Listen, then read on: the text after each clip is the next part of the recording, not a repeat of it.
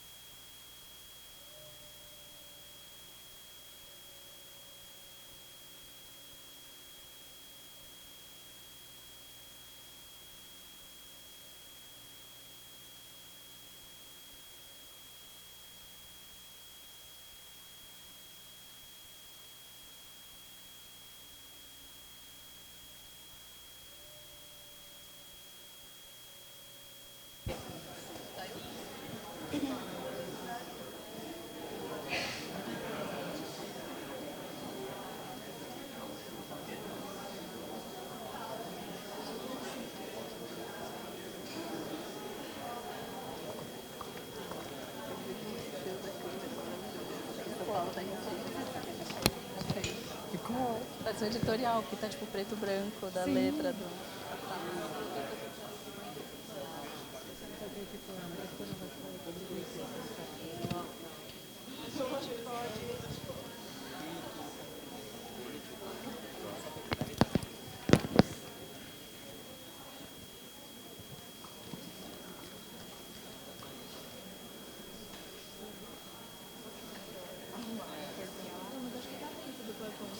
Ah, tá dentro do PowerPoint? Peraí. É só o...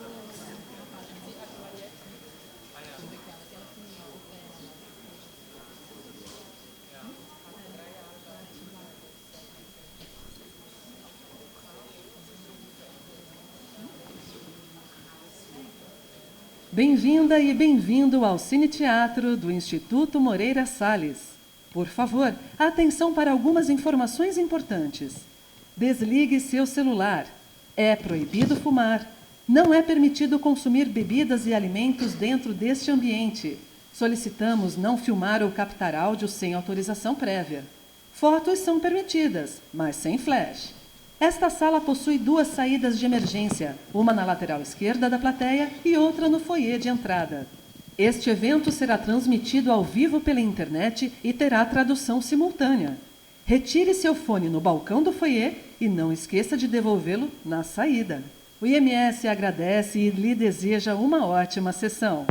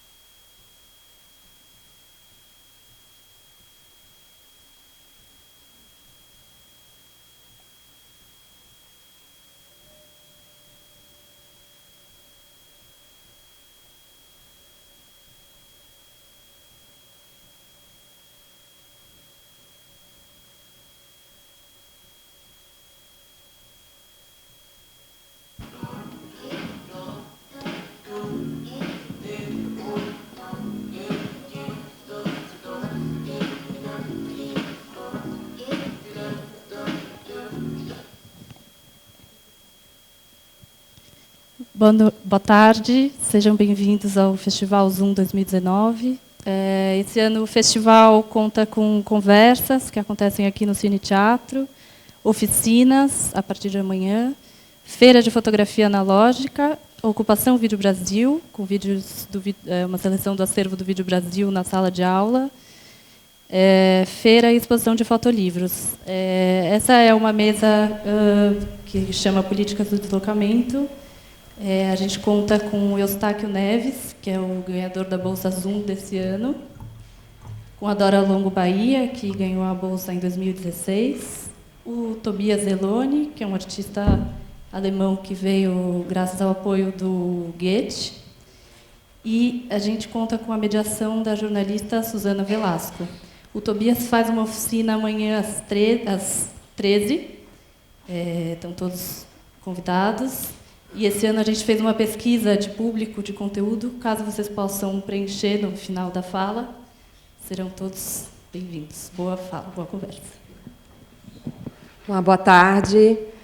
Obrigada ao MS e à Zoom por essa mesa. Obrigada aos artistas, fotógrafos que estão aqui.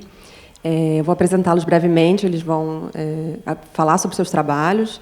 E, ao final, a gente vai ter uma discussão, um debate. E todos estão convidados a fazer perguntas. Quem quiser fazer perguntas, fala com a Marina, que está aqui, vai distribuir os papéis. Então, as perguntas vão ser por escrito, a gente vai recolher e vai fazer ao final do debate.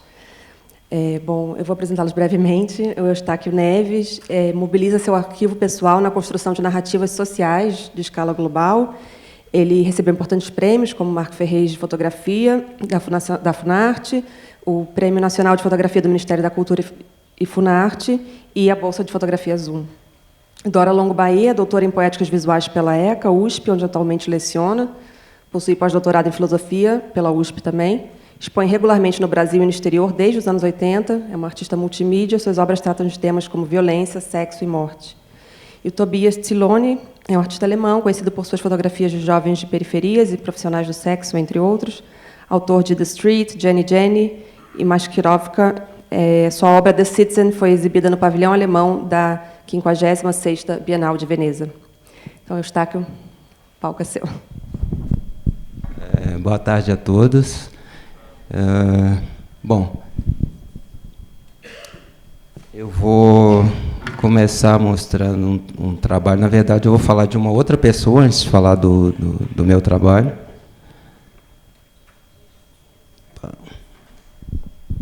Caiu tudo aqui.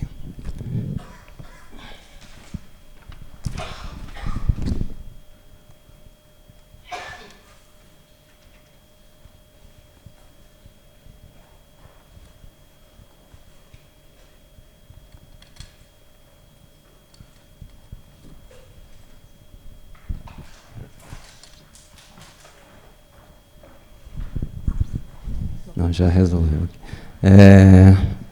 Bom, eu vou começar falando do Marco, porque o assunto que eu quero discutir aqui tem muito a ver com esse livro que ele lançou agora recente, né? Nesse livro ele examina como a prática fotográfica ocidental tem sido usada como uma ferramenta para criar regimes visuais eurocêntricos e violentos, e exige que nele exige que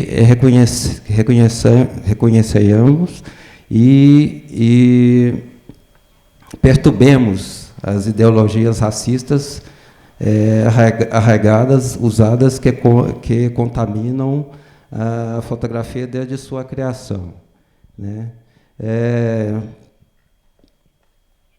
Eu vou mostrar algumas imagens antes, falar um pouco por que, né, esse livro, né, o texto desse livro tem a ver com o que eu discuto.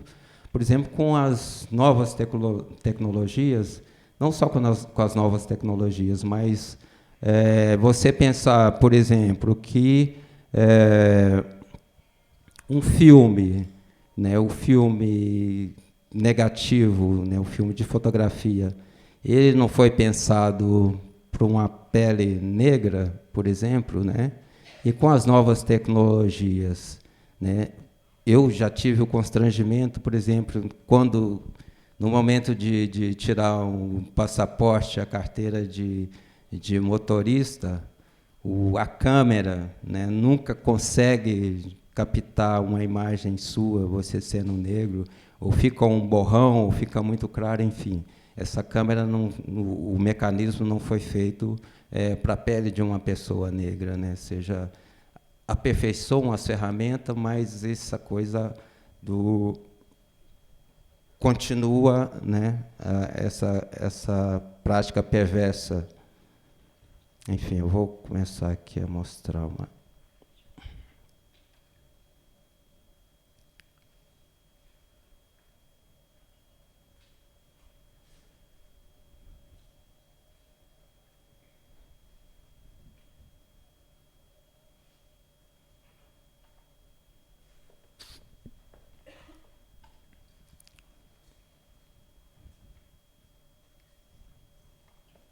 Eu chamo, né, de fronteiras cotidianas da vida, na vida do negro, né? São essas fronteiras diárias que você enfrenta. Por exemplo, com esse trabalho que eu tenho, que chama Boa Aparência, né? Esse trabalho ele chama Boa Aparência por conta dos anúncios de escravizados foragidos, né, no período da escravidão aqui no Brasil, não só no Brasil, no mundo, porque eu fui encontrar esses mesmos anúncios num arquivo em Londres, né? E quando eu estava fazendo essa pesquisa dentro desses arquivos, desses anúncios de escravizados foragidos, o que me chamou a atenção em que algum desses anúncios trazia a frase boa aparência, né? Que descrevia esse escravizado, que era um objeto, não era uma pessoa, né? E era um bem que precisava ser resgatado. E, em alguns casos, nessa descrição desse indivíduo, vinha essa frase que tem-se boa aparência, fala bem, qualquer coisa do tipo assim, relacionada à boa aparência. E, nesse período, no Brasil, né, nos classificados de oferta de emprego, você tinha essa frase boa aparência, tinha lá a oferta de emprego, e no final pede-se boa aparência, né? E o que eu fiz nessa série foi confrontar essa boa aparência do período da escravidão com essa boa aparência que se pedia nessa oferta de trabalho, que com certeza não se tratava da mesma boa aparência.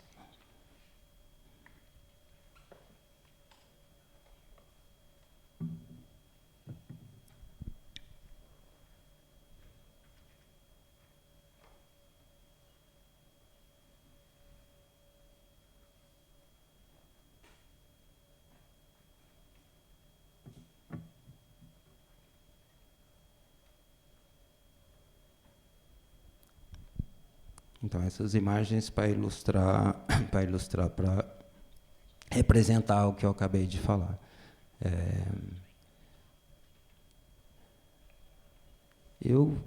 A forma de construir o meu trabalho, assim, eu forjo, né, algumas narrativas a partir da construção das imagens, né? Eu me aproprio. No caso aqui é uma imagem. Essa série é feita com uma foto da minha mãe, a apropriação de uma foto da minha mãe, uma máscara de punição também do período da escravidão, né? E onde eu vou fazendo combinações com N materiais para chegar para resolver a ideia que eu quero discutir, que seria de como que ainda, né, nos tempos atuais, essas máscaras se perpetuam.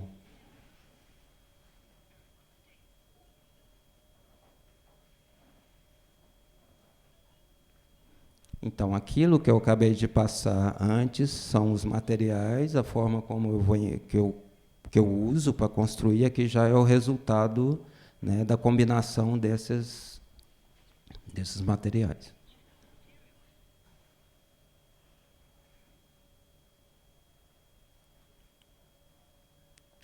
E aí, voltando, né, no Mark, que o autor do livro que eu mostrei, a Decolonização da Câmera, eu citei ele aqui também porque, em 91, eu conheci ele aqui em São Paulo em 91. Ele é diretor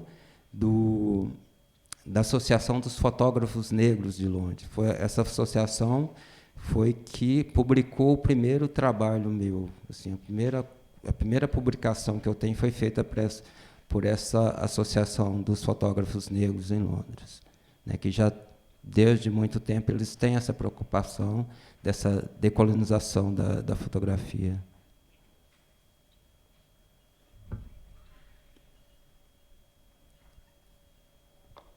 Essa já é a foto da minha mãe também já manipulada, né?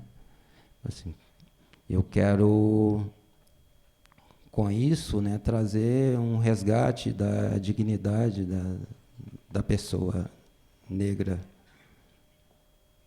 Assim. Essa estética me interessa, com certeza, né? Além do meu discurso.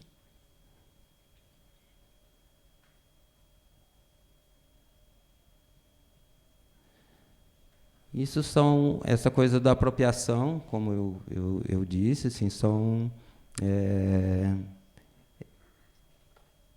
eu forjo, como eu disse, eu forjo esses documentos, né? Eu transformo os documentos em outras...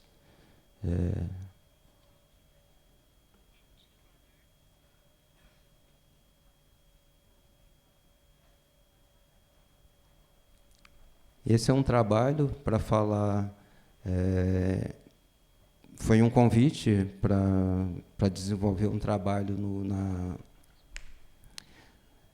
na região portuária do Rio de Janeiro, entendida como Valongo, né, que é sabido que nos portos do Rio de Janeiro entrou mais de 60% das pessoas escravizadas no Brasil. E nesse porto, né, você tem... Na época, você tinha ali como que um cemitério a céu aberto, porque muitos desses escravizados chegavam mortos e já ficavam por ali na vala comum, assim, eles eram enterrados por ali mesmo, assim, tanto e fazer esse trabalho para mim é um trabalho sobre a morte, né? Essa moldura que tem ali são as lápides que tem nas igrejas da cidade onde eu vivo, em Diamantina. Eu fui para o Rio para fazer esse trabalho, fiquei uma semana, não fotografei, só ouvi pessoas, né? Fiz algumas anotações, e quando eu voltei para Diamantina, eu sabia exatamente o que eu queria fazer. Então, pensando nessa coisa do mar, do trânsito, do tráfico, esse trabalho chama Cartas ao Mar, pensando nessa prática que se tinha de colocar mensagens em garrafas e lançar ao mar para que outra pessoa, né, em um tempo remoto, lugar remoto, encontrasse de novo, encontrasse essas mensagens, não sei que mensagem sim, mas a minha mensagem é essa mensagem que sobre as minhas origens, sobre a trajetória do negro no Brasil desde o período da escravidão. Então, é essa mensagem que eu quero passar, né? Assim, essa é a minha mensagem na garrafa, essa série que eu chamo de Cartas ao Mar.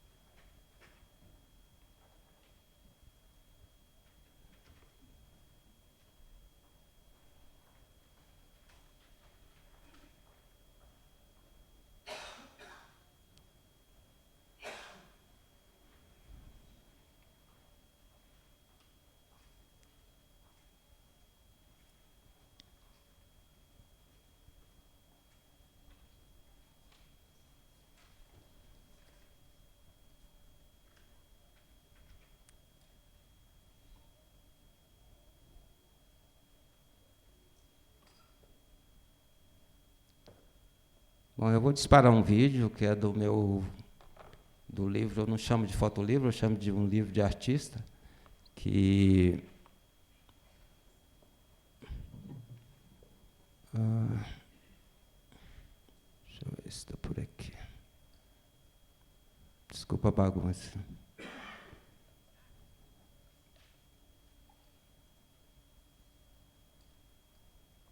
Está aqui.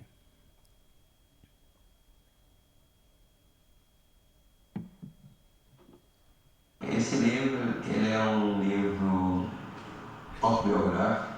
Ele fala basicamente de mim e das minhas origens e acaba falando para muitas outras pessoas que têm a mesma origem que eu. Ele surgiu a partir dessa fotografia da capa por conta de um pacote de um material meu que chegou da Inglaterra e que foi aberto pela aduana no Brasil. E daí, no que esse pacote chegou com os carinhos abertos pela aduana, eu não tive nenhuma dúvida, já pensei num trabalho. É aberto pela aduana e me remete a essa coisa forte, assim, ter um corpo que você se apropria dele com essa violência que foi o tráfico negreiro, né, assim, de escravizar pessoas. E sobre essas fronteiras, sobre migração, enfim. Daí eu pego referências atuais, assim, como um passaporte já vencido.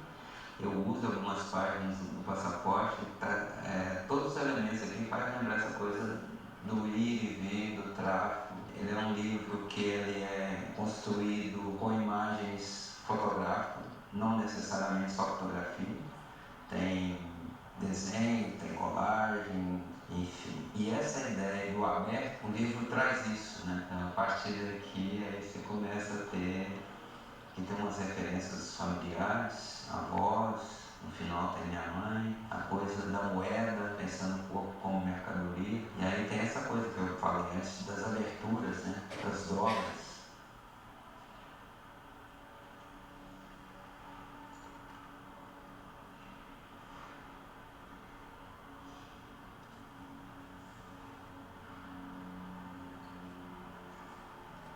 Sempre as drogas.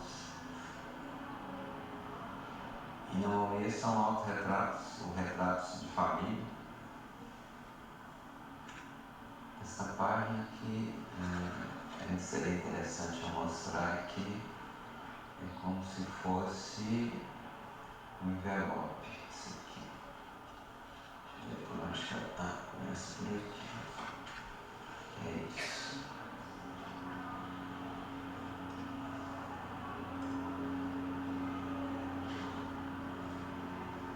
Tem alguns respiros assim que os textos são mínimos, assim, os textos são frases soltas, assim, tem muitos números, sempre pensando nessa coisa do número de escravizados que entraram no Brasil, assim, não é uma coisa didática nem precisa, né? São só números para lembrar, são números, são valores, né,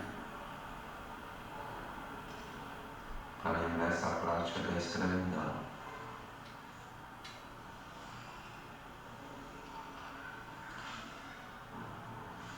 Em que eu coloco um corpo aberto, né. Eu prefiro que as imagens falem, sejam um texto, porque necessariamente tem um texto para falar disso.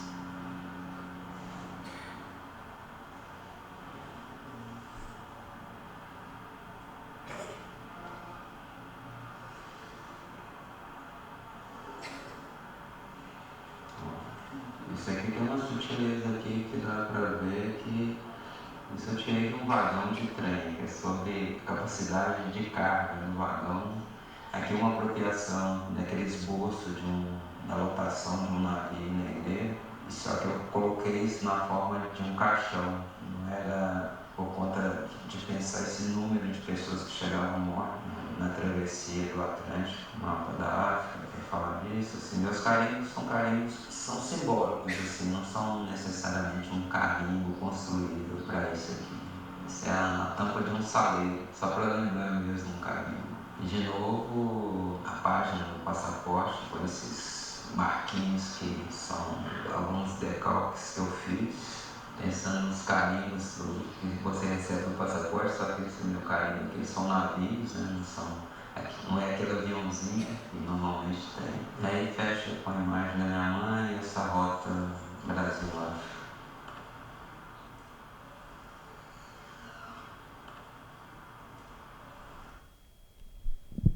Bom, gente, por enquanto é isso. Obrigado e aberto aí para o debate.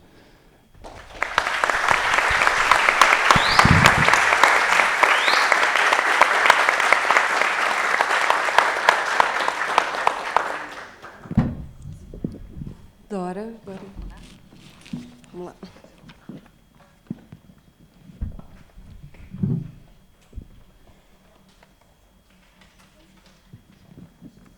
Lembrando, quem chegou depois, quem quiser perguntar, pode fazer por escrito e entregar para a Marina quando ela descer os papéis para fazer as perguntas para o debate.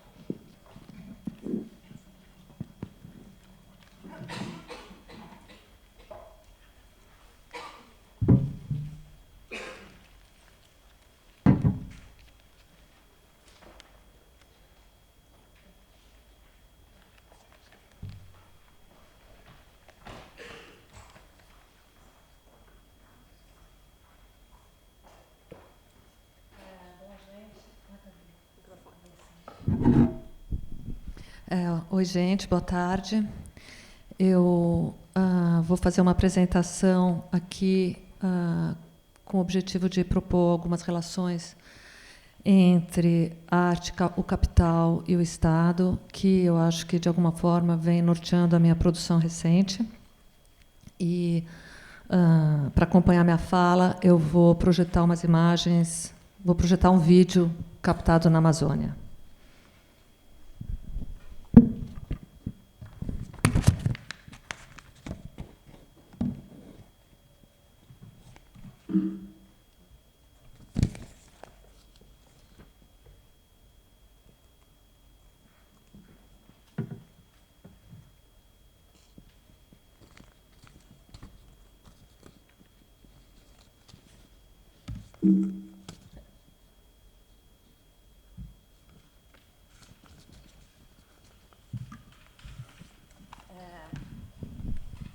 Bom, como todo mundo sabe, a gente tem um presidente que tomou posse depois de uma disputa eleitoral bem tensa, e, desde então, ele vem deixando as suas inclinações fascistas e as suas posições retrógradas com relação a políticas sociais, culturais e ambientais bem explícitas.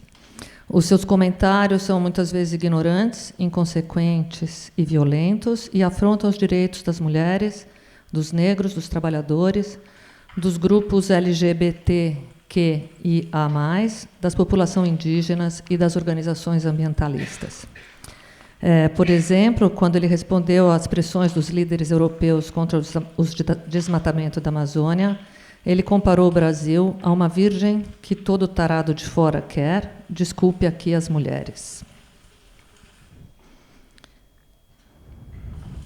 Logo que ele assumiu, o Bolsonaro divulgou a decisão de fundir o Ministério do Meio Ambiente com o da Agricultura, que foi uma iniciativa altamente criticada pelos... Não está rodando, né? O vídeo não está rodando.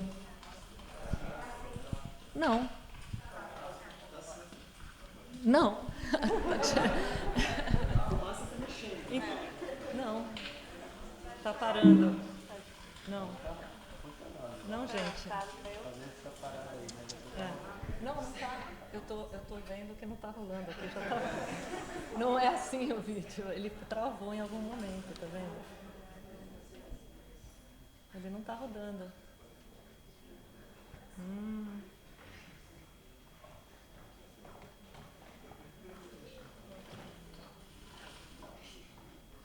Não está rodando, tá vendo? Ó, parou. Não sei, mas pro computador não. Que estranho.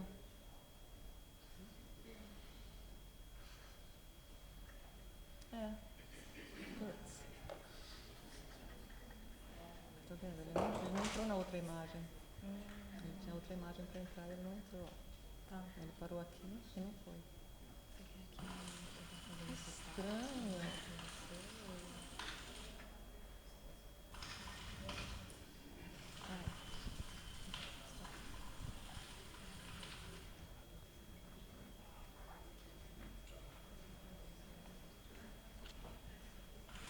Bom, tudo bem. Quer que eu restart? Não.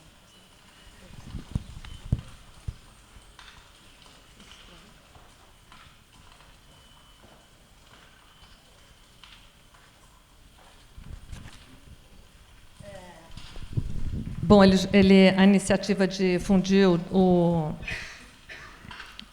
Ministério do Meio Ambiente com o da Agricultura, que foi super criticada, né, por causa dos prejuízos ambientais e comerciais que poderia trazer. E ela acabou sendo abandonada alguns dias depois.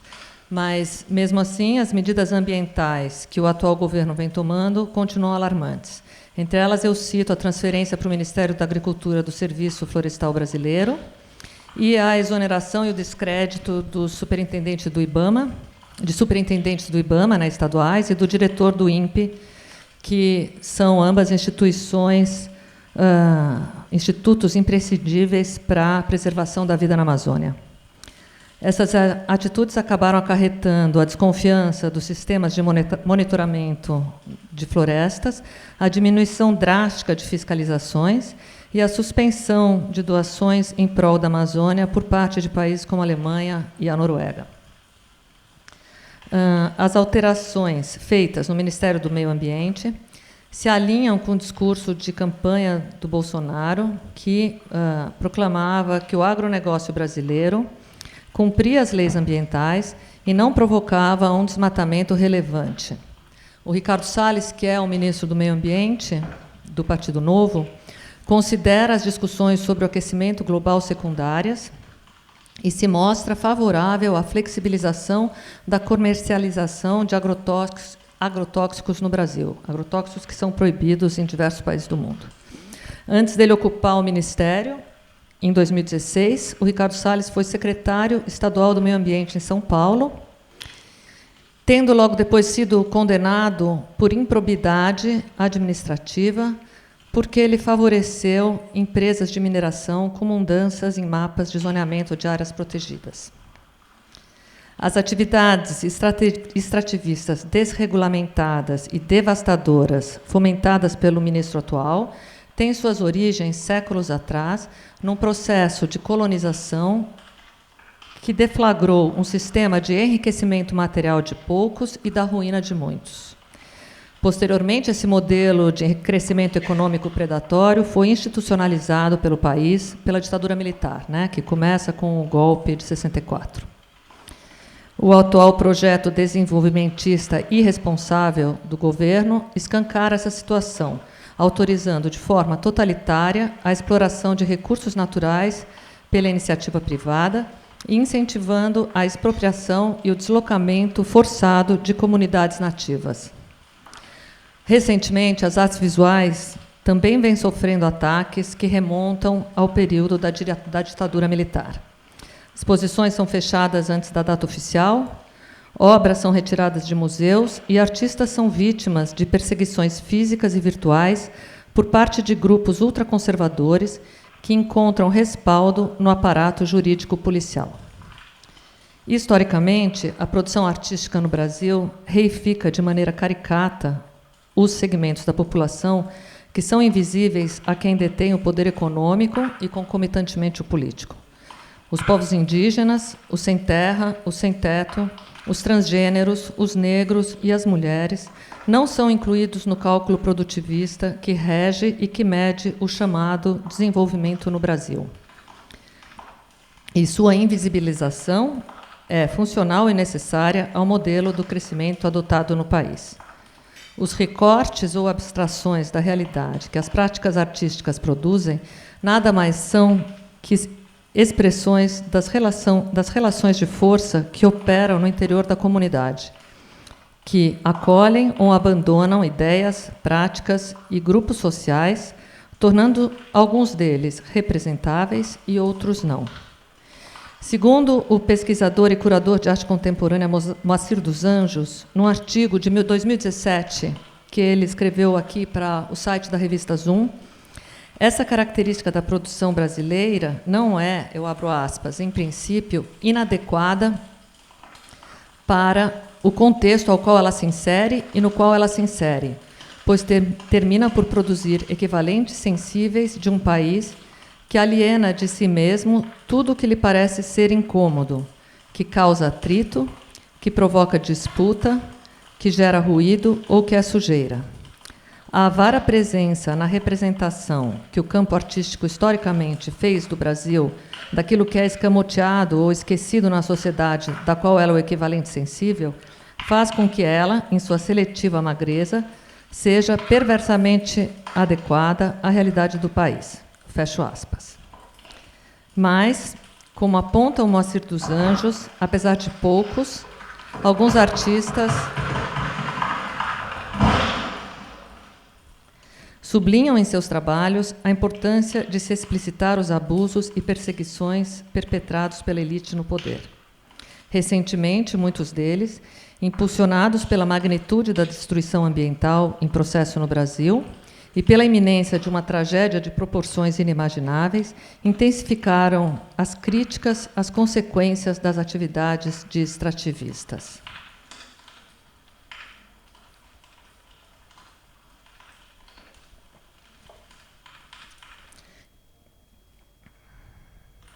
Os esforços artísticos para delatar as políticas desenvolvimentistas, a destruição ambiental e o extermínio de comunidades nativas e de trabalhadores sem terra, que resultam disso, são, na maioria das vezes, irrelevantes, restritos a um público relativamente pequeno e especializado.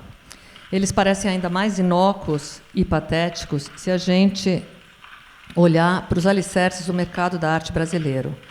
Apesar das boas intenções dos artistas, eles não conseguem escapar das armadilhas capitalistas de que dependem, já que suas obras são patrocinadas ou vendidas para instituições e coleções privadas que estimulam ou mesmo determinam as bases das posições assumidas pelo atual governo.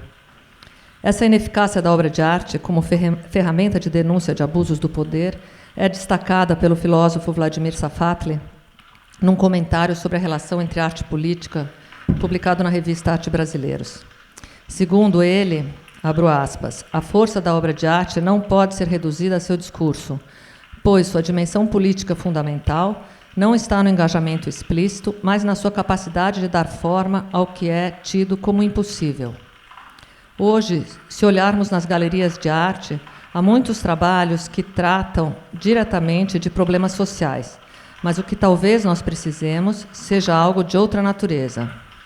Um dos motivos do embotamento da nossa imaginação política vem do fato de adotarmos a gramática daquilo contra o qual se combate. Acabamos falando a mesma linguagem, ainda que para fazer frases diferentes. E é óbvio que, dentro desse processo, o jogo já está perdido. Talvez a arte seja um dos poucos discursos que possa nos lembrar disso. Não há instauração política sem criação de uma nova gramática. Fecho aspas. Evitando o engajamento explícito, outros artistas eles optam por abandonar as denúncias de problemas sociais ou ambientais em seus trabalhos. E eles concentram seus esforços políticos na militância ou na participação ativa em ocupações e manifestações. As suas obras comprovam a ineficácia da obra de arte como um meio de denúncia ou incitação à mobilização. Elas explicitam as preocupações políticas dos autores apenas ao aparecerem em leilões e exposições em benefício de setores perseguidos pelo governo atual, que vão desde populações indígenas deslocadas à força até militantes e políticos como o ex-presidente Lula, encarcerados sem provas. Elas enfatizam dessa maneira a distância entre a realidade material vivida e a obra de arte, e corroboram a autonomia da segunda por meio da ênfase na pesquisa formal, que, segundo essa perspectiva, poderia acarretar a criação de uma nova gramática. Mas como um artista pode ser capaz de produzir uma nova gramática imerso na falta de liberdade, na violação de direitos e no abuso de autoridade que se faz sentir concomitantemente no Brasil, cotidianamente no Brasil? Em determinados contextos históricos, como o do Brasil de hoje, uma obra livre de determinações ou desígnios, considerada politizada apenas no sentido da possibilidade emancipatória de um devir que a liberdade artística enseja ao se fundar em sua autonomia, pode ser, no mínimo, perigosa. A suposta liberdade anunciada por esse tipo de obra pode ser rapidamente neutralizada por meio da violência da realidade material ou usurpada pelas forças conservadoras que nela inoculam sua própria ideologia, que é bem contrária a qualquer possibilidade libertária. Já em 1933, essa problemática era abordada pelo crítico de arte brasileiro Mário Pedrosa. Numa conferência em São Paulo, ele trata da cisão estética e social do campo artístico, posicionando de um lado, eu abro aspas, criadores que ficaram absorvidos por essa segunda natureza, que é a nossa natureza moderna e mecânica, a técnica, e então ficaram desligados completamente da sociedade, e, do outro lado, os artistas sociais, aqueles que se aproximam do proletariado e, numa antecipação intuitiva da sensibilidade, divisam a síntese futura entre a natureza e a sociedade. Fecho aspas. Essa classificação geral dos artistas determina-se também pela finalidade esteticamente imediata ou mediata que põe na sua obra. Para Mário Pedrosa, a arte só pode ser restaurada na sua dignidade antiga e representar uma função social se opuser aos valores admitidos.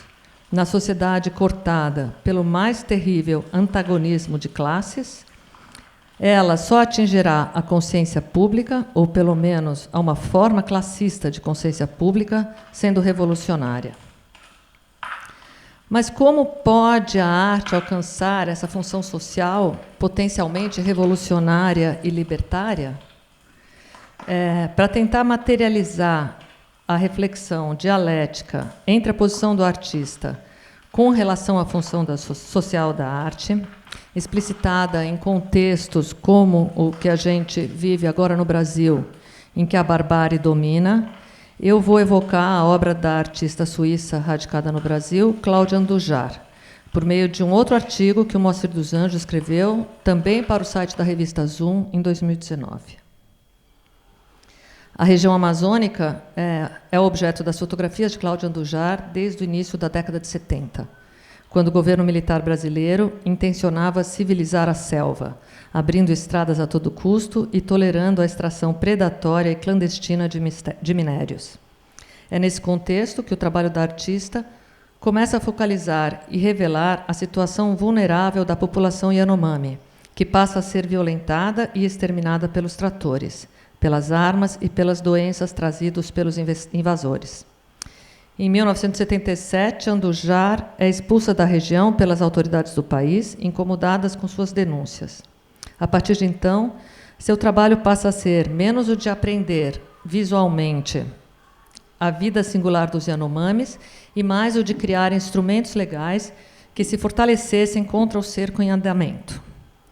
Associando-se a pessoas e instituições do Brasil e do exterior que partilhavam a mesma disposição de resistência, Andujar funda a Comissão pela Criação do Parque Yanomami e dedica-se a projetos de assistência de saúde emergencial aos índios. Em 1982, ela integra o grupo de pesquisadores e militantes que elabora um relatório sobre a precarização da vida dos povos indígenas e sobre os efeitos deletérios do garimpo na região, considerado pelo governo necessário para o desenvolvimento do país. Nas 2 décadas seguintes, Cláudia Andujar volta diversas vezes ao território Yanomami, fazendo fotografias que são uma mistura de anotações sobre um desastre imensurável e de ferramentas de combate contra as violências continuamente infligidas aos indígenas. Em novembro de 2015, o Instituto Inhotim, o maior centro cultural ao ar livre do Brasil, inaugura uma galeria permanente com as obras de Cláudia Andujar. O pavilhão de 1.600 metros quadrados é o 2º maior do país, exibindo mais de 400 fotografias realizadas pela artista entre 1970 e 2010. Inhotim foi criado em 2004 para abrigar a coleção do empresário Bernardo Paz, comprada com dinheiro originado da exploração desregulamentada de jazidas minerais, que essa exploração inclui desde trabalho infantil, escravo, até desmatamento ilegal e grilagem de terras. O pavilhão da Cláudia Andujar, que apresenta a ruína decorrente desse processo, foi construído com o patrocínio do Banco Santander, que, além de ser alvo de investigações de corrupção e lavagem de dinheiro, vem impondo a seus clientes e funcionários suas posições políticas liberais de maneira explícita, e é responsável por uma das mais escandalosas censuras recentes a exposições de arte no Brasil. Eu vou finalizar aqui a minha exposição com mais um trecho do artigo do Moacir dos Anjos para o site da Zoom, esse artigo de 2019. Abro aspas. E se é bem certo que a arte pode pouco frente a tudo isso, ela pode ao menos lembrar, no momento em que se celebram antigas crenças no suposto e automático poder emancipador do avanço econômico, que o desenvolvimento material do mundo tem sempre custos, distribuídos desigualmente de acordo com diferenças existentes entre pessoas e povos. Diferenças de classe, de cor de pele, de gênero e de etnia, fazendo com que pobres, negros, mulheres e povos indígenas sintam mais que outros os efeitos perversos do que se chama progresso econômico. Pode afirmar, insistentemente se preciso for, que o colonialismo predatório que explorou o ouro no século XVIII se transvestiu de empreendedorismo moderno mais de 2 séculos depois, na exploração deste e de outros minérios, atualizando a ética tosca e violenta dos conquistadores europeus. Pode advertir que o futuro está sendo colonizado pelos operadores de uma necropolítica cuja lógica de avanço embute o extermínio daqueles desnecessários à reprodução incessante do dinheiro. Pode fazer eco, por fim, aos Yanomami e a vários outros povos da floresta que há tempos obstinadamente avisam: de tanto agredir a terra, um dia o céu que a cobre pode cair, matando sem distinção a todos que nela vivem. Tudo mais a fazer depende de outras coisas. Fecho aspas. Eu queria agradecer a presença de todo mundo aqui, ao Instituto Moreira Salles e à Zoom pelo convite para participar dessa mesa, ao Eustáquio Neves e ao Tobias Zeloni e à Suzana Velasco por dividir nessa mesa comigo, e ao Moacir dos Anjos também, de quem eu me apropriei de diversos segmentos do texto. É isso.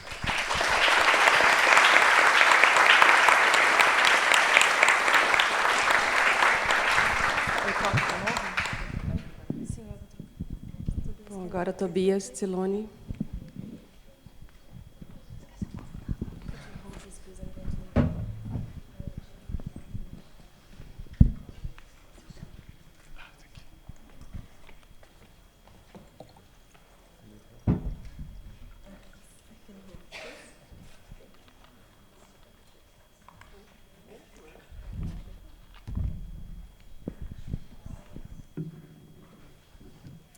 start with me.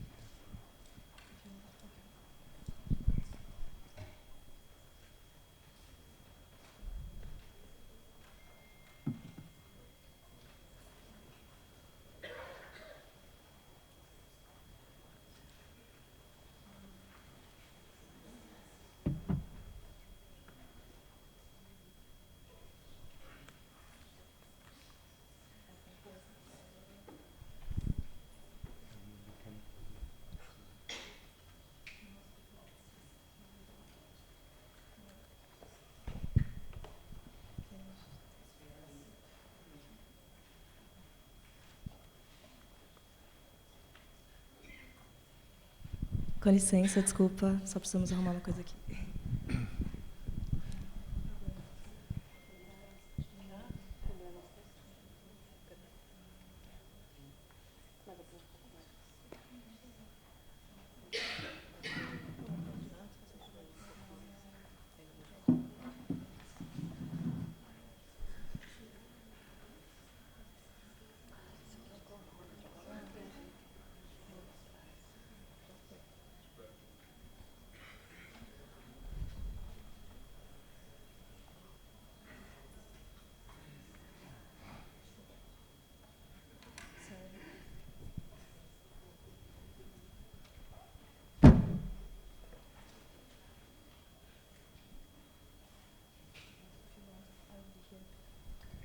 Okay, thank you, Marina. Yeah, thank you, everybody, for being here and for inviting me. Oh, now? Sim? Yeah. Okay, I will show you some pictures and then, Sorry, it's, yeah, and then also some of my stop motion animations. Maybe keep this picture in mind, even if it's gone. Yeah, this picture really, it's kind of started what I would do for a long time. And I had met a group of young people meeting in Wales, in the UK, in a car park at night, hanging out. And I was a student there and photographed them as part of my student work. And maybe now it's fine? Oh, okay. Okay. I don't know how to do this. So that. Is it running automatically? Because it's just going on and Okay. without automatically. Mm-hmm. Cannot stop it? Yeah. Okay, we let it run. Sorry. It's fine. Yeah. So we let them run through and I have to keep up. Or maybe it's a bit faster. Yeah.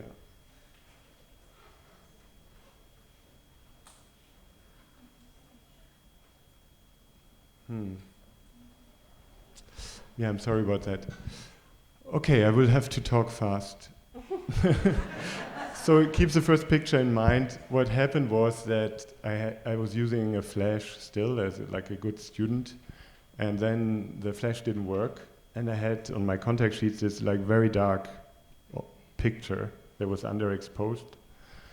And from there, I stopped using flash basically until now. And I started working with the natural light that I had, which resulted in a lot of different colors. Like with a sudden, the night changed to me. It became a bit like a film set and a lot more mysterious. Something else happened there when I was in the car park was that at some point I got there and there was nobody there, and I thought I'm in Germany. I had forgotten I'm in the UK, and I realized that these places are so similar in many places on the world. And maybe even if the kids were around, there were a lot of things similar to my memory as a young person in Germany.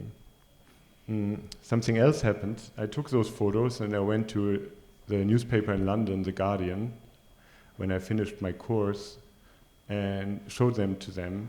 And I remember the picture editor telling me, "We're not interested in that, there's no story." He was like, "What? Tell me about the story." And I was like, actually there's no real story, it's kids hanging out, you know, they don't have much to do. And he said, no, we're not interested. And that was the moment I decided to become an artist. So maybe it was not that I thought I have to change the way I work or photograph, but looking for a different context for my work. I think now it stopped. I moved back to Germany and was asked to do a work for an exhibition at Kunstwerke in Berlin, KW Institute, about gas stations in East Germany. What had happened is that after the wall came down, a lot of people moved away from East Germany because all the factories closed down, and some villages and towns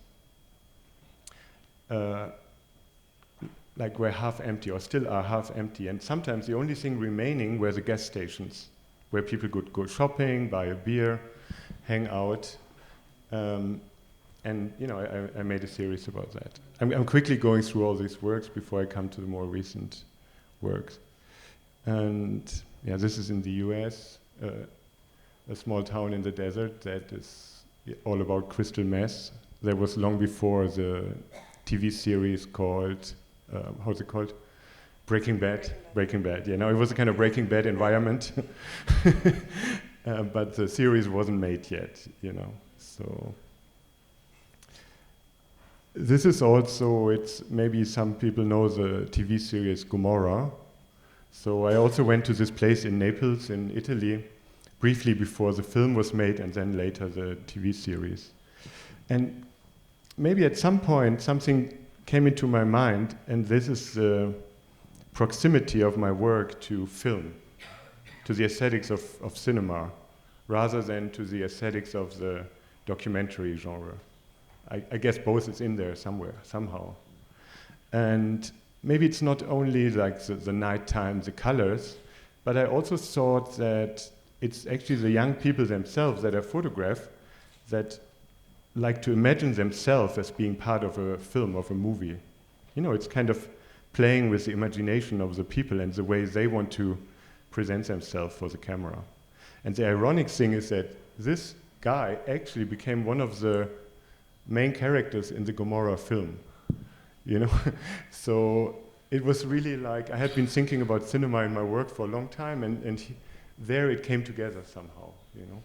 But mostly I have to say that, of course, most people I photograph at the time, before social media, would not appear in media, you know? So they were kind of invisible. Things have changed enormously since, you know? I really quickly go through that. In 2014, I was invited to participate in the German Pavilion in the Venice Biennial. And at the time, I had contact with refugee migrant activists in Germany who were leading a very strong protest movement in Germany against the conditions they had to live in. They were not allowed to work or to study or to leave the town they were located to. And so a lot of the people that I would then work with used the practice of activism that they had used in African countries where they had to leave for exactly that political action, and used it in Germany to fight for a better living situation. And my idea was to bring somehow this movement, or at least the ideas of the movement, to the German Pavilion. Some activists occupied a building in Berlin, and the police couldn't get them out 2 times. People went on the roof and threatened to jump down or to set the building on fire. And these pictures actually, not this one, but these kind of pictures really were, you know, at some point in 2013 and 14, they were like all over the news worldwide and the internet. And this person here, Al-Noor, he told me that when he was on the roof, he got a phone call on his cell phone from his family in Sudan, in African continent, telling him, "We've seen you on Al Jazeera, what are you doing in Germany?" And there was a moment for me to reconnect to see at least the reconnection of images of communication. And I decided to work with media in African countries to publish articles about the movement in Germany. So it was the first time actually I worked with newspapers or magazines ever. And somewhat ironically, it was the other way around than most photographers from the global north or from the west, so to say, would work. Traditionally, you would go to, let's say, a place of crisis in Sudan, for example, and then take pictures and bring them back and publish them in Germany, for example. So together with the activists, we approached a number of news outlets in 5 different African countries, and also we're looking for writers that were either journalists from those newspapers or journalists that were in Germany at the time. And then, I think we published 12 articles in maybe 8 different newspapers and magazines. And those newspapers were then actually presented in the German pavilion. And for me as a photographer, there was something,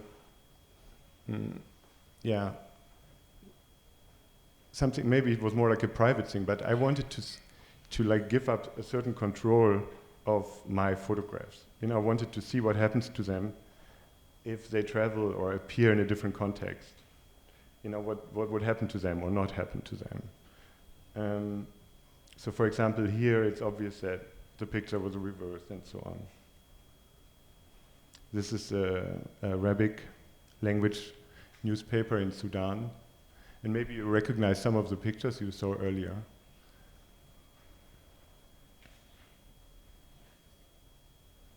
And that's how it then was presented. And the project was called The Citizen, after a socialist newspaper in Sudan that doesn't exist anymore. The government cracked down on it.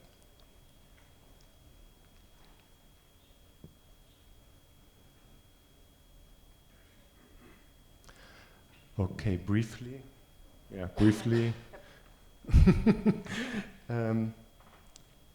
This is a project, and I will show you an excerpt of a video later from Ukraine. So I just briefly said it's a recent project I did in the Ukraine, in Kiev, about the queer and techno underground community. It's a very complex project, but I just show you some pictures there.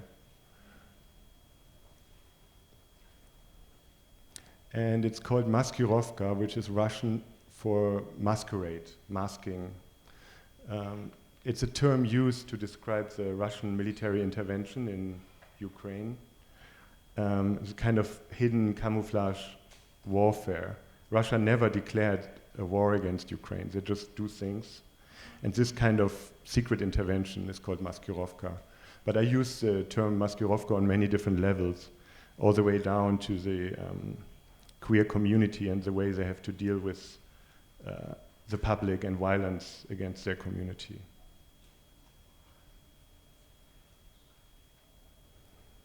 Okay, I'm a bit faster now. I will not talk too much about it. It's a similar project from Latvia in Europe.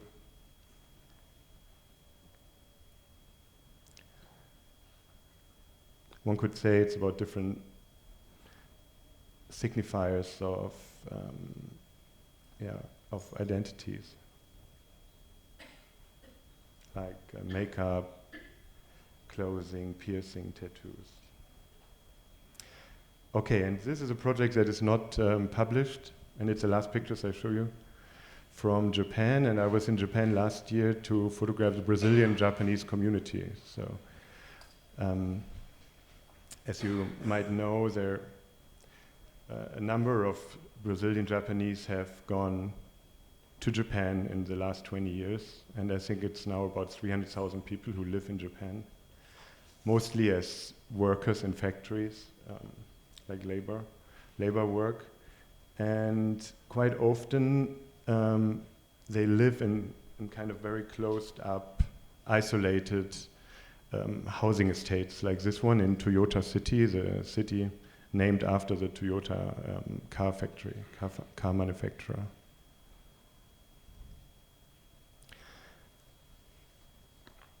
Yeah, the Brazilian Japanese face a lot of problems in Japan.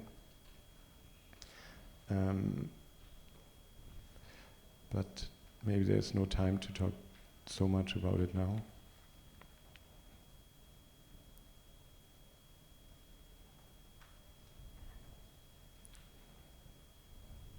Oh, this I'm not going to show. Okay, I can still show a little bit of video. Good.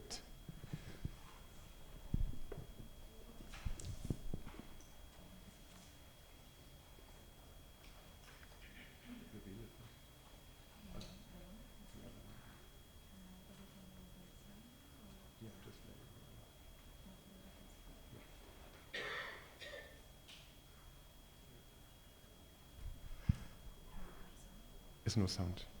So it's a silent video, but because we don't have much time, I will talk over it. Oh, yeah, so I had a kind of weird, long, non-existing relationship with film. I mean, I'm a film lover, but I never produced my own films or videos. And maybe I had I felt resistance against the kind of smoothness of running images.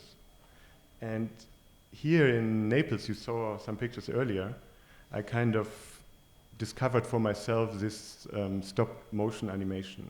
Basically, what I did is I took thousands of photos with a digital camera and animated them. Yeah, it has a lot of effects, but one I think is what I like about it is that at each moment, maybe you can switch off the lights. At each moment, you're aware of that you're looking at a construction of a video. You know, it's not running smoothly. You feel that it's images and there's something missing in between. So. Do you want us to turn off the lights? Yeah, would be nice. É possível apagar a luz por instante?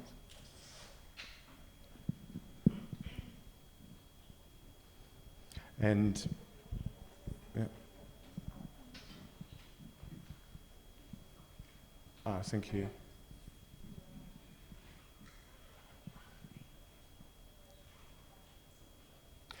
Okay, and then maybe we go to the second video. Marina, thank you.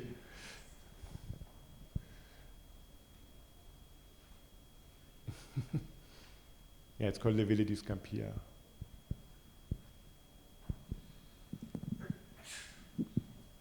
Just let it run. Thank you. Yeah, and I also talked about project in Ukraine.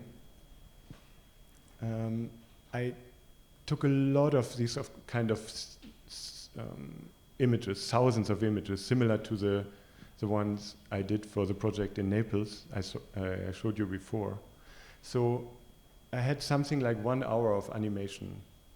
And when I got home to Berlin, I decided to cut about 1 hour of material into 2 pieces and kind of lay them not on top of each other, but let them run like 1, 2, 1, 2, 1, 2, or do you understand? Like A, B, A, B.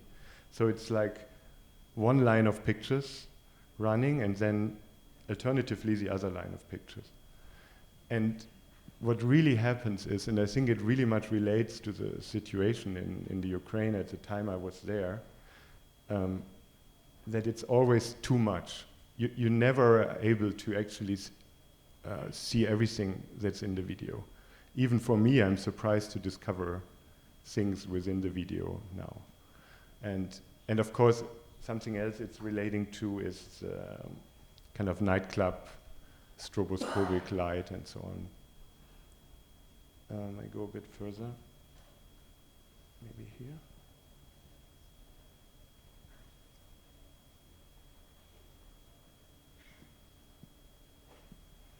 Come on.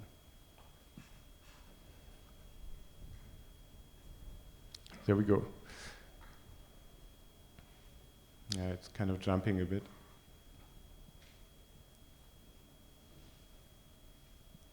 Yeah, and in this weird kind of layering, it's basically you can read or create meaning all the time. Some is maybe a little bit intended by the editing, and some is totally random.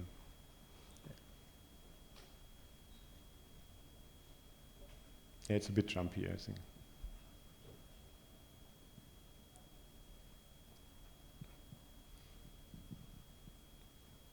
Okay, yeah, maybe we stop. It doesn't run perfectly.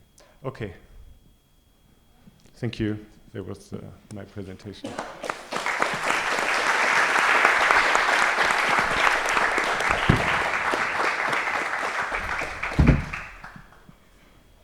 Obrigada.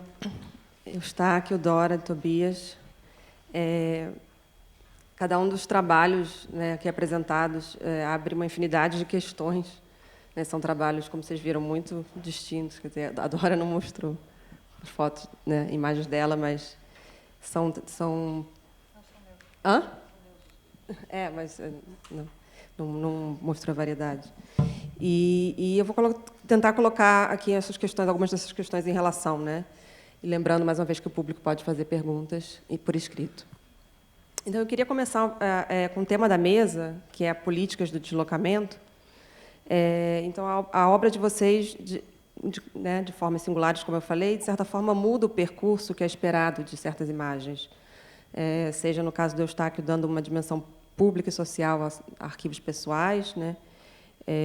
Como você falou também sobre... Tem o ir e vir da fotografia, né? Mostra essa circulação. No caso da Dora, transformando o sentido de imagens e temas do nosso noticiário, do cotidiano, seja Olimpíadas, o Rio Doce ou as queimadas, tanto na Amazônia, como você mostrou hoje, mas também instituições públicas, né? Tem a série Fogo, que mostra uma série de instituições públicas que foram tomadas pelo fogo. E, no caso do Tobias, no retrato de sujeitos, muitas vezes invisibilizados, né, com uma preocupação que essas imagens circulem entre essas pessoas e façam algum sentido para elas. No caso da obra The Citizen, os próprios refugiados participaram de uma produção, como ele falou aqui, uma produção de discursos sobre si mesmo. Essas imagens, esses discursos voltaram para os seus países de origem. E aí isso me faz pensar um pouco esses diferentes tipos de deslocamento aqui nessa ideia até do filósofo Jacques Rancière sobre deslocamento do olhar, com a estética como um deslocamento do olhar, para voltar a olhar para aquilo que não se vê, né? E isso seria uma atitude política da arte, né? E pensando a partir da sua pergunta, da sua questão, Dora, entre a autonomia da arte e a mera denúncia, eu queria saber se não é esse tipo de deslocamento da invisibilidade, de tornar visível certos, ou visível ou perturbar a visibilidade mesmo, né?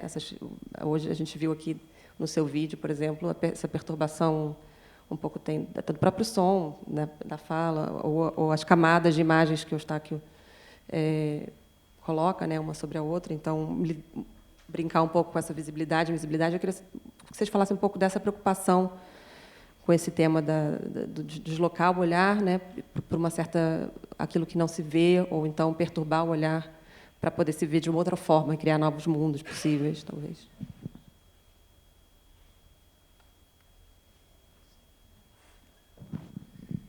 Então, como eu coloquei na minha fala sobre essas fronteiras invisíveis, né, algumas bastante visíveis, outras invisíveis, o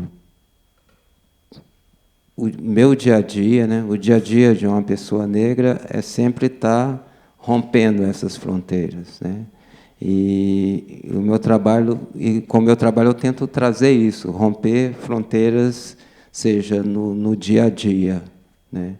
E dar visibilidade a essa pessoa que precisa romper essas fronteiras, né? Essa pessoa, além de romper essa fronteira, ela não pode ficar invisível, que é o que eu tento trazer no meu trabalho, isso, resgatar isso, de uma forma também de fazer as pessoas estar lembrando sempre, que as pessoas não percam de vista essa questão, né? Assim, a minha preocupação é essa, que essa questão ela esteja na pauta. Assim, é uma coisa que eu gostaria que ela acabasse, que não houvesse mais isso, mas enquanto isso não tem fim, pelo menos que eu bata ali o meu martelo sempre nessa questão para que as pessoas estejam atentas, né, que eu que isso me inquieta, muita gente, seja da minha origem ou não, né, tem essa inquietação que eu tenho que lidar com ela diariamente. São dessas fronteiras que eu falo, e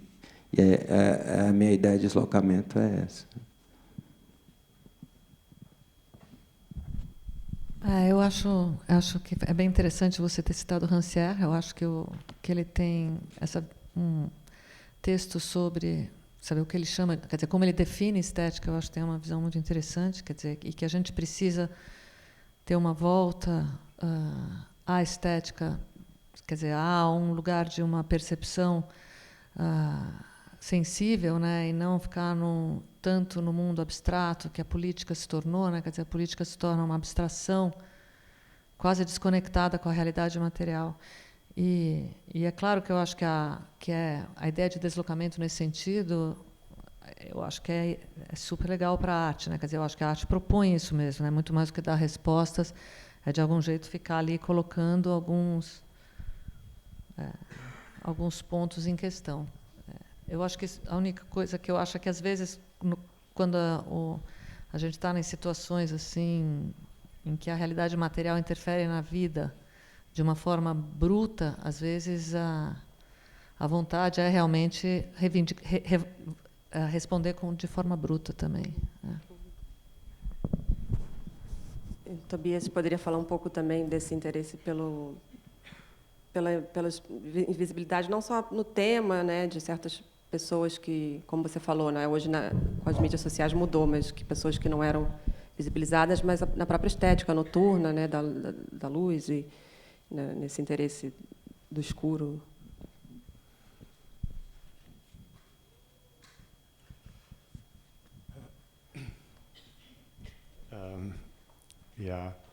I think there's something really frightening and sad going on in the world is that actually politicians have taken over some strategies of the artists to question the distinction of fiction and reality, or material reality, something that Dora also said.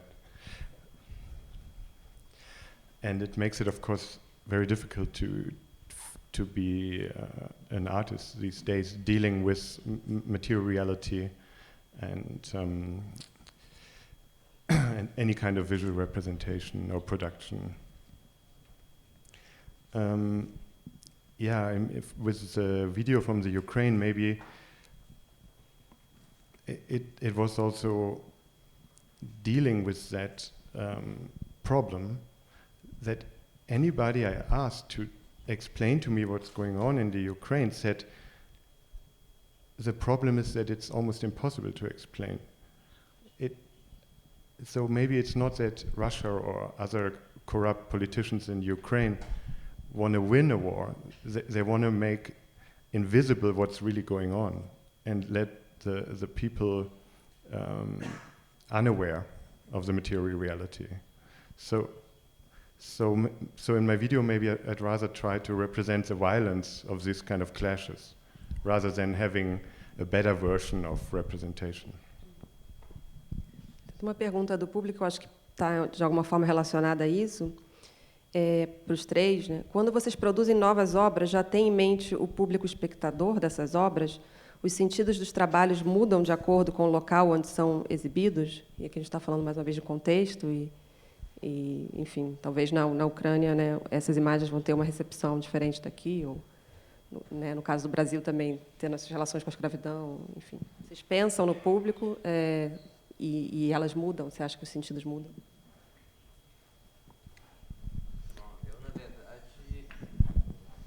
Na verdade, assim, eu penso na questão que eu quero discutir, assim, são questões minhas, né, que se tornam públicas, mas a princípio eu penso para mim, aí isso se torna público. Não penso no público. Eu sei que com isso eu quero alcançar, né, mais pessoas, quero que mais pessoas entendam esse meu discurso, mas eu não vou fazer isso para um público, eu faço o que eu sinto. E isso se torna público.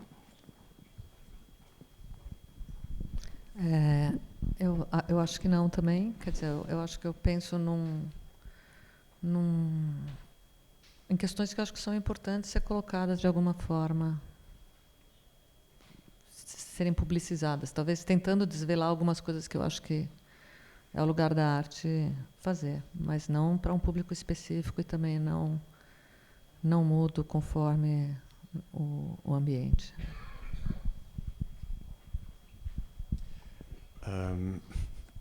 Yeah, I think it's always happening at the same time. After the project in Venice, many people asked me if this is like a new strategy I want to pursue, working with media. And I said it's actually interesting, but I'd rather spend my time being on my own, working with people, taking pictures, talking, than being this kind of mediator between different people and places. So it's also about what I enjoy most, or how I want to live. So it's not only the audience and the expectations. Foi uma pergunta mais voltada para o Tobias e para o Eustáquio, que eu acho que na obra de vocês, de formas bem distintas, tem uma forte presença do corpo e das relações entre singularidade, comunidade, e público e privado, né? No caso do Eustáquio, os sujeitos privados que ganham uma dimensão pública, sujeitos da sua própria família, né? Sua mãe, e no caso agora o projeto da Bolsa Zoom vai ser um retrato, né? Você pode falar um pouco disso, você vai reconstruir um retrato do seu avô que você não conheceu a partir de relatos, e no caso do Tobias, por meio de acho que certos grupos, populações que costumam ser vistas em conjunto, né? Os prostitutos, as prostitutas, os refugiados, ou os LGBTQI, elas ganham uma particularidade, uma singularidade, né? Acho que é um movimento um pouco, enfim, não é oposto, mas é um outro tipo de relação com corpos. O corpo está presente nas duas obras de uma forma muito, muito potente, e eu queria saber, né, para vocês, qual é a importância do corpo e da subjetividade, né, relacionada a essa dimensão pública desses sujeitos também. Bom, no meu caso, eu trato, no resultado da Bolsa Zoom, por exemplo, eu falo da ausência, né? Esse projeto ele resultou da pesquisa que eu estava fazendo para esse livro que eu mostrei, né? Que quando eu estava construindo o livro, eu queria que tivesse ali familiares, né? De repente eu senti a falta de imagem do avô, um avô que eu não conheci, que ele também não me conheceu, eu só tenho referências dele, muito vagas até, e tanto que o projeto chama Retrato Falado, então assim, eu vou construir imagens dele a partir do relato de familiares, pessoas conhecidas, né? E no meu trabalho assim, não tem como não ter essa relação com o corpo, né? Porque é exatamente o corpo que é a voz que está no trabalho, é ela é o corpo que fala, né? O que eu quero expressar sobre essa violência que eu falo desde o período da escravidão com as pessoas negras até os dias atuais.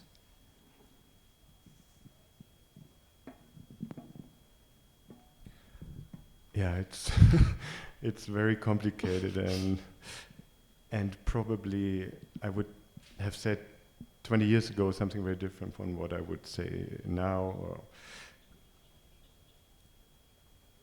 But maybe I can say something else. It's when I studied to be a photojournalist that I never became,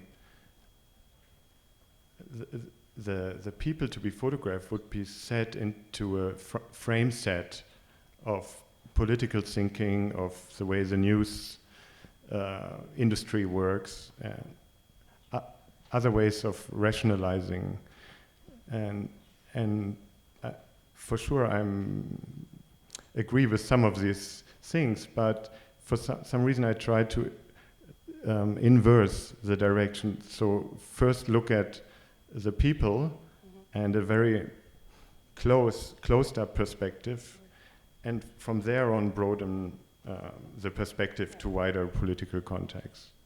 So. E Dora, ainda pensando nessa dimensão do visível e do invisível, você tem trabalhado com uma técnica de realidade aumentada, né? Que você primeiro vê uma tela abstrata e depois, a partir de um aplicativo, você se revela o que está por trás, né? Foi primeiro com a série Fuga, que mostra mulheres refugiadas, pinturas de mulheres refugiadas. Quer dizer, a tela abstrata mostra fotos de mulheres refugiadas e depois você tem feito agora um trabalho, ainda não sei se está fazendo, sobre que seriam os sujeitos de coitadismo do Bolsonaro, né? Os negros, as minorias. Você estaria fazendo um trabalho de realidade aumentada que mostra que tem essa relação do visível, do que se vê e não. Então, há uma desconfiança para você de tudo que é muito explícito e evidente, porque, na verdade, são temas que estão muito na mídia, né? Os refugiados, as questões políticas desses sujeitos das minorias, mas, ao mesmo tempo, é uma sensação de que não se chega perto, né? Como é que você vê essa relação? Essa série, ela é uma série que começou com os refugiados e mesmo os sujeitos invisíveis ali para o governo atual, ele também foi... Na realidade, o que eu queria fazer era tentar pensar isso meio perto disso que você falou. Quer dizer, existem situações que estão visíveis, mas que elas são invisíveis. Ou se a gente vê ali, sei lá, uma obra de arte, uma pintura abstrata, quer dizer, o que tem por trás disso que a gente entende como expressionismo abstrato, por exemplo, né? Quer dizer, você tem ali um tipo de arte que vem o que surge assim de forma universal nos Estados Unidos nos anos 50, na mesma época em que os Estados Unidos também estão interferindo nos governos da América Latina de forma brutal, né? E isso através também da pintura do expressionismo abstrato, que também é utilizado como uma arma ali ideológica, né? Então, o que eu queria era levantar essa ambiguidade ali de um trabalho libertário, né? Quer dizer, um trabalho que fala de liberdade, como o expressionismo abstrato, e, ao mesmo tempo, que implica numa série de violências ali e abusos de poder. Então, por isso que eu usei a realidade aumentada. Uma pergunta do público não está endereçada a ninguém, mas eu imagino talvez seja para o Tobias. Como você negocia a produção das suas fotos com seus objetos, personagens fotografados? Né? Como se dá essa negociação? Não sei.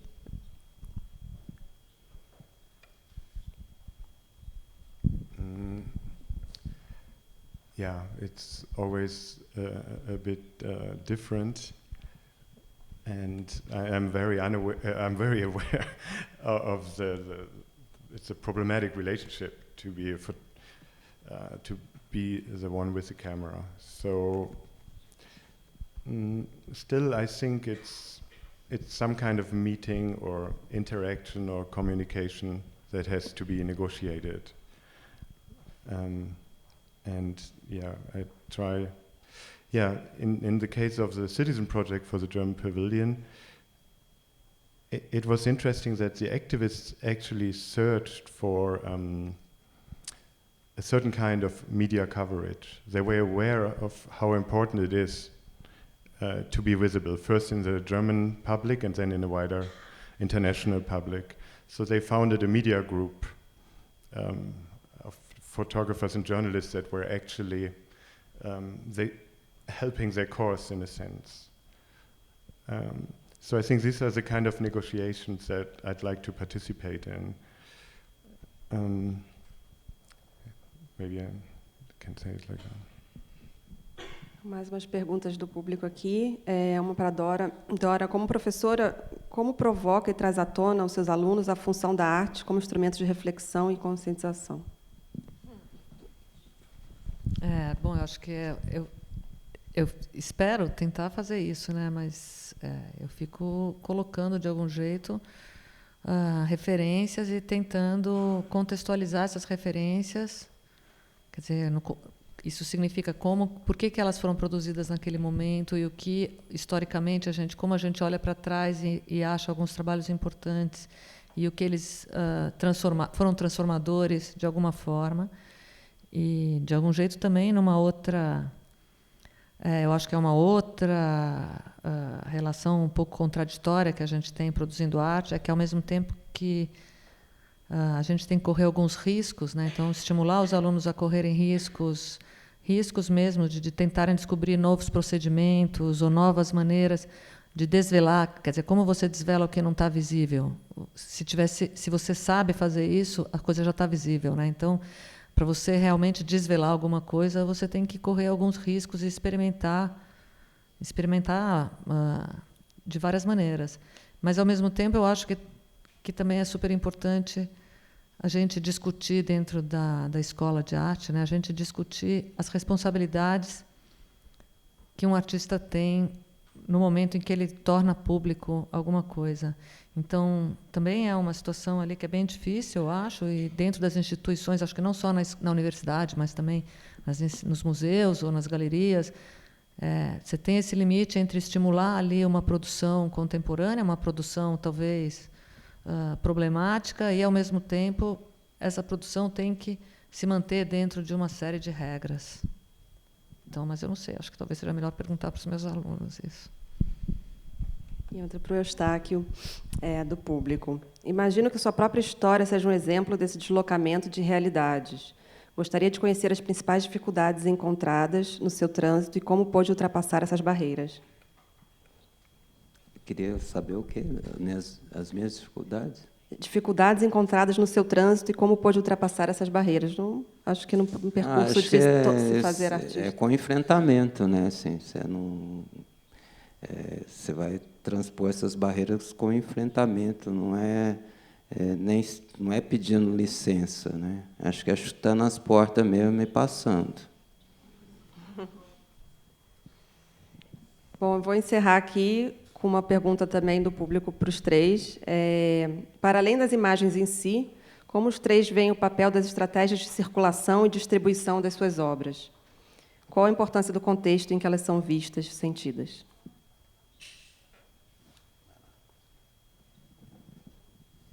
A distribuição... Estratégias de circulação e distribuição das suas obras. Sim. Bom, vocês falaram da produção, acho que um pouco claro, que vocês sim. não pensam no público, mas, de certa forma, elas têm que chegar até alguém. Claro, sim, eu tenho N estratégias, né? Assim, que tem muitas estratégias que... uma pessoa me perguntou, acho que parece que ontem, antes de ontem, qualquer coisa assim, não dói no coração, né? Quando você dispor de uma obra, eu falei assim, cara, assim, é melhor doer o coração do que doer a barriga, né?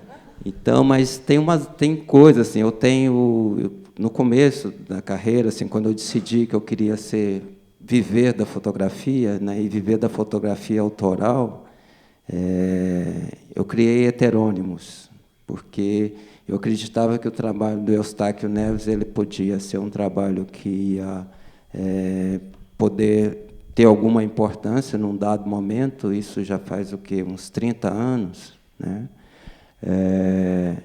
Então, o meu nome completo é José Eustáquio Neves de Paula.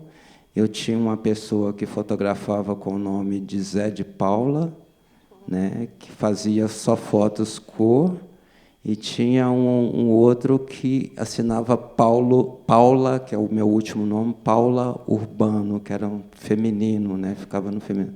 Então, a Paula só fazia fotos urbanas, né? E essa Paula que, às vezes, e o Zé de Paula que pagava o meu aluguel e que comprava a minha cerveja, enfim, enquanto o Eustáquio estava ali na batalha do trabalho autoral, entendeu?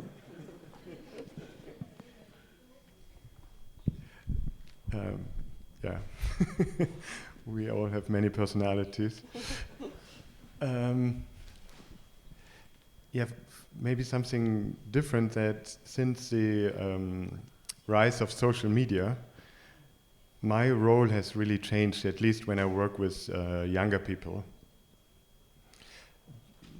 Because now, very much, my pictures fall into this huge world of other pictures and are basically in competition with them. And sometimes I see a picture of mine on the Instagram wallpaper of somebody, you know, just hidden somewhere between a lot of other pictures. Yeah, it makes me somehow humble also. Yeah, and yeah, it's a different role. I'm one of many people who take pictures now. Dora? Não sei. Não? Tá ótimo, então. Gente, obrigada, Tobias, Eustáquio, Dora, obrigada ao público pelas perguntas, pela participação. É isso. Fica até uma próxima mesa agora, às 5. Estão todos convidados.